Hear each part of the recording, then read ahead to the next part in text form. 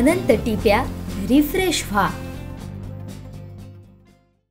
सावंतवाडी तालुक्यातील शेर्ले आरोसबाग येथील रहिवासी राणी पार्वती देवी हायस्कूलचे माजी उपमुख्याध्यापक तथा राष्ट्रीय स्वयंसेवक संघाचे कोकण प्रांत संघचालक बाबा चांदेकर यांच्या घरी 109 ब्रह्मकमळ फुलली होती।